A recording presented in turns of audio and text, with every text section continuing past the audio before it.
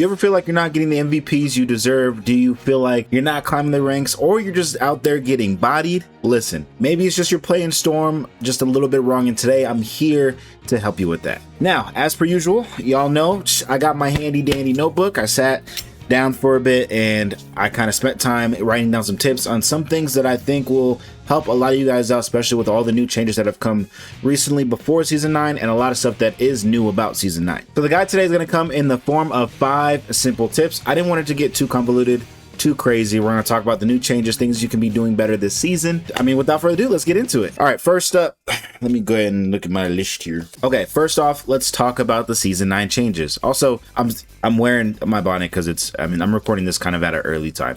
So yes, I take care of my hair. Anyways, the 2 big changes that Storm has really gotten this season is her 2 new team-ups. The 2 characters that Storm has team-ups with is Jeff and Thor. Honestly, when you think about these team-up loadouts, just think of one of them as more of an offense option, the other one is a little more defensive. With the Jeff team-up, you can summon Rain. I don't know the exact numbers of healing it does per second, but it's honestly just, it's decent. To be honest, if they made it heal anymore, it probably would get broken, but it does offer a lot of sustain to Storm, and it gets you out of some situations. The other ability that the Jeff team-up adds is the Jeff Nato's back. Obviously, in order to do that, there needs to be a Jeff on your team, but he no longer needs his ultimate. So any Jeff that you play with, or if you're a Jeff in the chat, listen, you don't need your ultimate anymore. We can just activate it, and then if you're close by, you run into it.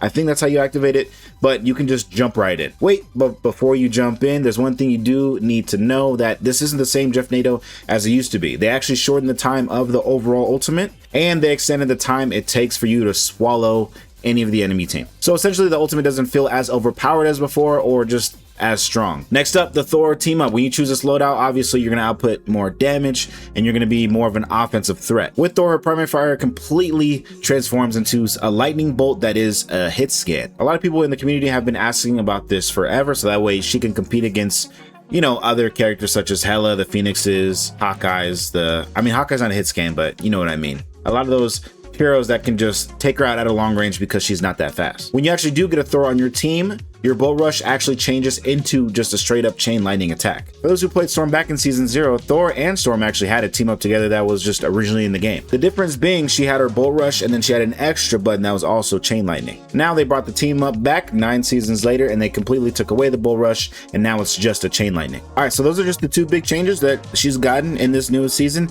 Let's get to the tips. All right, so tip number 1, and I think this is a pretty big one. Don't be afraid to use your wind. I've seen it a couple times during streams and some of you guys in the chat are like, wow, you use wind quite a bit. Honestly, I've been trying to use it more because it actually adds a lot of value. For those who don't know, back in like season 7 or 7.5, she got a little small change to her kit to where her wind blades and her wind mode actually give her bonus health. So if you feel like you don't have much sustain going into some of these games, I like running the wind blades in the wind mode, so I'm building up bonus health.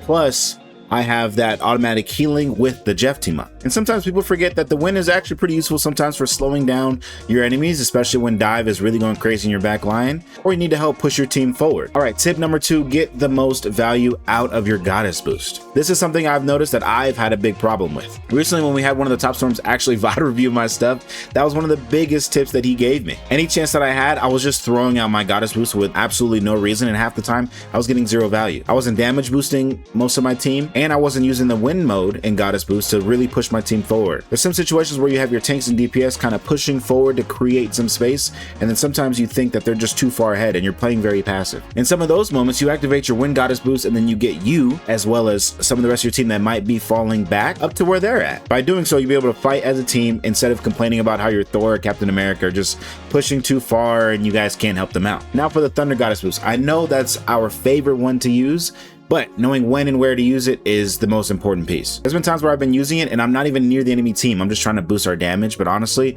you're not creating the most value. Now, maybe if you have like a Black Widow Hawkeye, I mean, sure, that might help a little bit. But if your team is taking their turn and pressing forward, moving up and giving that crazy damage boost to say like a Thor or a Thing, I mean, it's going to be insane. Not to mention there's also lightning strikes that come down as well to anyone that's in the circle. I mean, why would you not want to be in the forefront? All right, now tip number 3. I've actually gotten this question a lot in probably every single stream. Choose what team up works best for you. The cool thing about the new changes in season 9 provides most heroes with exactly 2 different playstyles. You can go after the Jeff team up, be a little more defensive, have some sustainability if you feel like your supports are never that good, or you go with the Thor team up and you just go crazy. Now, where I stand, usually I always default to Jeff. because that's just my playstyle. I like having the extra health. But then if there's a Thor on my team, then I automatically go hit scan because I feel like at that point that, I mean, the damage is valuable. What I recommend is just play with both of them a lot. You know what I mean? Whether you have a Thor on your team and use Jeff, or you have a Jeff on your team and use the Thor team up. Just go into quick play and really get a feel of it, because at the end of the day, listen, not all of us are hit scan gods. I'm not even gonna lie to you. That's why I prefer the Jeff one, because I actually land more wind blades because I've been using it for 9 seasons now than I am with hit scan. But there's some games where I'm actually doing really good on hit scan and I'm like, wow, why don't I use this more? Next up, tip number 4, you need to correct your positioning. This is also one of the biggest problems that I've had, and I got a tip from Civil. You need to VOD review yourself. It's honestly almost like a cheat code. If you feel like there's certain maps, or you just had a game where you just died constantly, go back, watch yourself, and find the spots, or maybe find the reasons why you were getting eliminated so much. And to be honest, usually it's just due to positioning. And because Storm flies slower than paint drying, I mean, positioning has got to be the most important key to surviving. So honestly, finding the right angles, or also not playing too far ahead like I do. Sometimes you can always have the right angle, right, and you're peeking in and out, but you don't have to be right next to the wall. You can still have that same peak from back there. Also, as I've said before multiple times, try not to fly too high. I think recently I've gotten a little more confident and I've been flying a little high, and then sometimes it takes me a little too long to get back down to my cover or by my team. Now we're on to tip number 5. That is target priority. This one I haven't really touched on in any of my previous guides, but it is still very important nonetheless. I'm not sure how many of you guys fall victim to this, but I spend a good amount of time sometimes just aiming at the tanks, and you're probably just wasting your time. Let's target more squishies and maybe a little bit more backline. I would say especially target the enemy backline when your team is running dive. Because just imagine if you have the Thor team up and then you have the chain lining, and then they're already at like half health back there because you have a Black Panther and Captain America running around back there. Imagine if you just activate your chain lining back there. That's already like 3 people you just hit with them cleaning up. And don't forget, Storm's job is to enable her team. So do that. I know most of the time you guys want to go out there and do the most damage, maybe the most healing, maybe the most flying. But what's helped my mindset in some of these games a little bit is, how can I put myself in the best position or best place to, I mean, help or enable my team? Whether that comes in the form of movement or damage. Hi. Oh, yeah. Look at my girl. Can you sit down, please? Thank you. I don't need your paw. Look at my headset. Look at my headset. Anyways, ladies and gentlemen, that is all the tips I have for you today. I didn't want to yap too much. I didn't want to just waste a bunch of time. And hopefully you guys enjoy these. If you have anything specific that might help everyone else and that I didn't mention in today's guide, go ahead and comment down below. If you found any of these tips useful, go ahead and hit that like button and subscribe. We're on the road to 10,000 subscribers. And I don't know what else I was going to say. Anyways, love and appreciate every single one of you guys. Thank you for supporting me as per usual. See you guys in the next video or stream. Peace.